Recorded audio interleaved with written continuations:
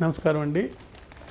పాకిస్తాన్ ఉగ్రవాదులు పాశవికంగా పాల్గావ్లో దాడి జరిపి అమాయక టూరిస్టులని అంతమందించారు. ఆ పాకిస్తాన్ ప్రేరేపిత ఉగ్రవాదులు చేసిన ఈ యొక్క దహనకాండ మీద చాలామంది చాలా రకాలుగా మాట్లాడారండి.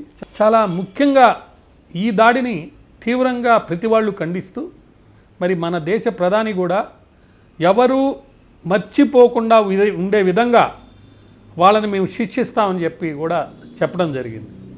మరి ఈ సందర్భంలో ఆర్మీకి సంబంధించినటువంటి ముఖ్యమైనటువంటి గతంలో మేజర్ జనరల్గా పనిచేసినటువంటి జీడి బక్షి గారు రిటైర్డ్ అయినా కానీ ఆయన ఇచ్చినటువంటి స్టేట్మెంట్స్ కానీ ఆయన ఇచ్చిన పిలుపు కానీ ప్రస్తుతం అందరూ కూడా దీన్ని చర్చించుకుంటున్నారండి.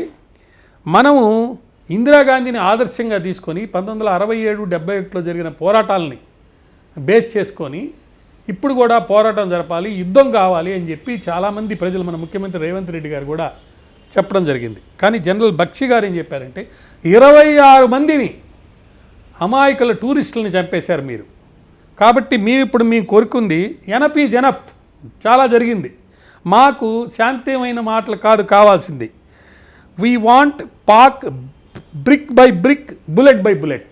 ఇది ఆయన ఇచ్చినటువంటి ఒక పిలుపు. Brick by brick, bullet by bullet, నువ్వెన్ని బుల్లెట్లు దించావు మేము అన్ని బుల్లెట్లు దిస్తాం. తీవ్రమైన యాక్షన్ టెర్రరిజం మీద, క్రాస్ బార్డర్ వైలెన్స్ మీద జరగాలని ఆయన పిలుపిచ్చారు. కాల్పులు జరిపి ఒక భయానక వాతావరణాన్ని భారతదేశం మొత్తం వచ్చే విధంగా చేశారు వీళ్ళు.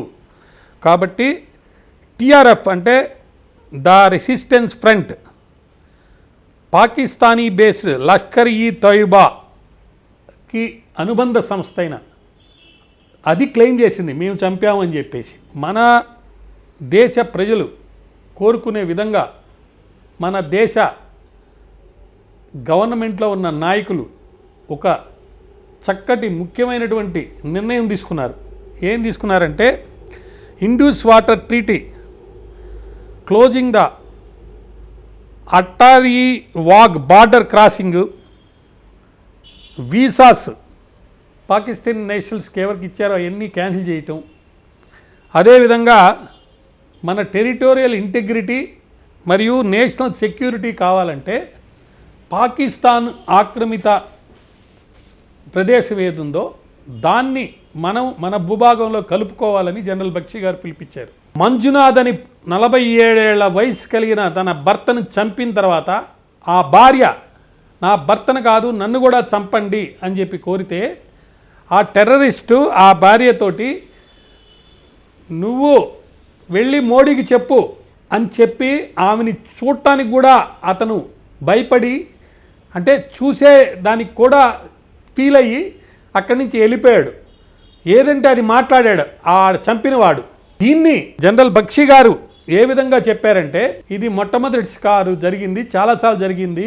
ఒక ఇన్నోసెంట్ భార్యని ముందల భర్తను చంపారు, పిల్లల్ని చంపారు, ప్రైమ్ మినిస్టర్కి వెళ్ళి చెప్పని అంటున్నారు. మరి ఇలా చంపేసి మేము స్కాట్ ఫ్రీ అయిపోతాము, మేము తప్పించుకుంటామని చెప్పారు అని అనుకుంటే చాలా పొరపాటు జనరల్ బక్షి గారు చెప్పారు. అంతేకాకుండా మాకు సర్జికల్ స్ట్రైక్ కాదు కావాల్సింది, నేను కోరేది ఇండియా వార్ ప్రకటించి ఫైట్ చేసి పాక్ ఆక్రమిత ఏరియాని మనలా భూభాగంలో కలుపుకొని వాళ్ళని ఇక్కడి నుంచి పారదోరాలి. కేవలం ఆ చంపినటువంటి 4 వ్యక్తులు ఎవరొచ్చి వాళ్ళు చంపారో వాళ్ళని పట్టుకొని వాళ్ళని శిక్షించడమే కాదు మాకు కావాల్సింది అని చెప్పి ఆయన క్లారిటీతో అడగడం జరిగింది. అంతేకాకుండా ఆయన మరో ముఖ్యమైన విషయాన్ని మన ముందుంచారు. మన కరోనా వచ్చినప్పుడు ఆ పీరియడ్లో 1,80,000 మంది రిక్రూట్మెంట్ని ఆపేసి అక్కడ జరపకుండా డబ్బులు సేవ్ చేశారు, ఇక్కడ అల్లర్లు జరగటం లేదు, అవసరం లేదని చెప్పి చెప్పడం జరిగింది. అంతేకాకుండా అట్లా డబ్బు సేవ్ చేసింది ఎందుకు, అలా చేసి ప్రాణాలను దీపిస్తారా అని కూడా ఆయన క్వశ్చన్ చేశారు.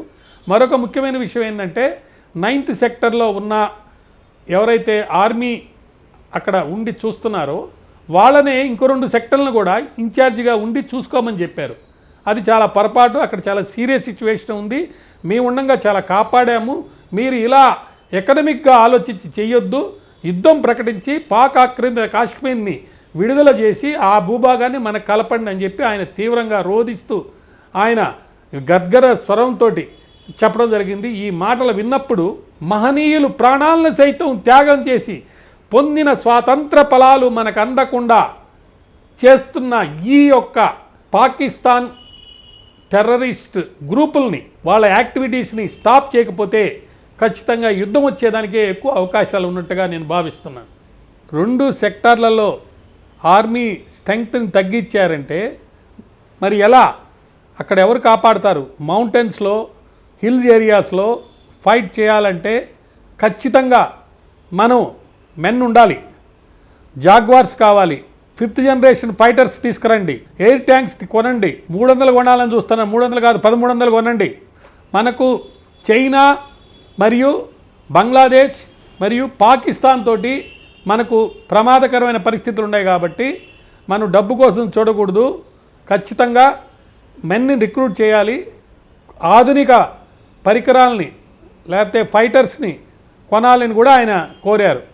ఖచ్చితంగా భారత ప్రధాని ఈ విషయాలను గమనించి తప్పక తగు ప్రయత్నం చేసి శాంతి రక్షణ కోసం పాటుపడతారని నేను ఆశిస్తున్నాను. అని మన దేశ ప్రధాని గారు చాలా చక్కగా భారత ప్రతి ఉగ్రవాదిని మరి వారి మద్దతుదారుల్ని గుర్తించి వెంటాడి శిక్షిస్తాం, అంతేకాకుండా వారిని భూముల అంచుల వరకు వెంబడిస్తాం, మరియు భారత స్ఫూర్తిని ఉగ్రవాదం ఎన్నటికీ విచ్ఛిన్నం చేయలేదు, ఉగ్రవాదిని వాదానికి శిక్ష తప్పదు, న్యాయం జరిగేలా ప్రతి ప్రయత్నం చేస్తాం, ఈ సంకల్పంలో యావత్ దేశం ఒక్కటిగా ఉంది అని చెప్పి కూడా ఆయన చెప్పడం జరిగింది. ఎవరైతే మానవత్వాన్ని నమ్మారో వారంతా మనతోనే ఉన్నారు, ప్రపంచ దేశాలన్నీ మనతో ఉన్నాయి. ఈ కష్ట సమయంలో మద్దతుగా ఎవరైతే నిలిచిన అన్ని దేశాలకు, ప్రజలకు, నాయకులకు కృతజ్ఞతలు చెప్తామని కూడా ఆయన చెప్పడం జరిగింది. మరి ఈ పరిస్థితుల్లో అవసరమైతే యుద్ధాన్ని కూడా ప్రకటించేదానికి వెనకాడబోరని చెప్పేసి మనకు అర్థమవుతుంది.